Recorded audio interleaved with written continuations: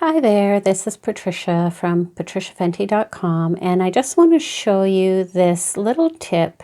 It's a way to finish off the last round of your granny square or any motifs that you're doing, any work you're doing where you don't want to have a knot, where normally you would join into your beginning chain 3 and do a slip stitch and a chain 1 to fasten off. You always have a knot there, and if you're joining squares together or joining motifs together, that knot can get in the way.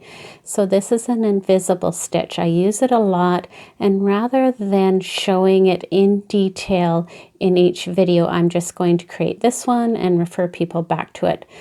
So you can use this for any motif. So I've just come around and I've done my chain 1, and then rather than fastening off, I'm going to pull the yarn through that stitch, through the loop, put the darning needle on, and you're going to essentially create a mock stitch.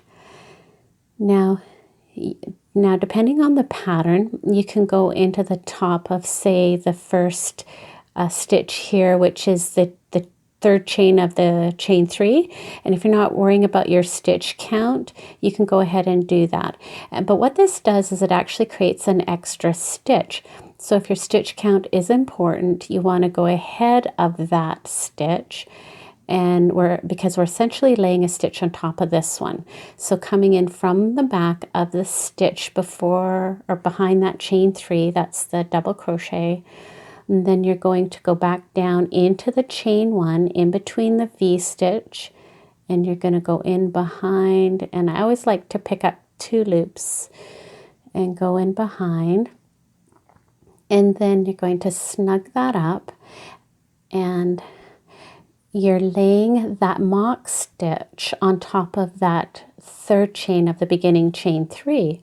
And then what I like to do is join this double crochet and the chain 3 stitch together. So because that mock stitch can be a little bit loose, so if you go one way and then the other like this, it secures it nicely in place. And then you can go ahead and just darn in as normal. And that just secures it in there nicely. And so what you have is this really nice finish along the top, which then is really great, especially if you want to do a round where you're crocheting into the top loop here. And it's nice to finish your last round like that, or as I say, if you're joining squares together. So that's just a quick little tip, a nice, neat way to finish your motifs off. So there you go.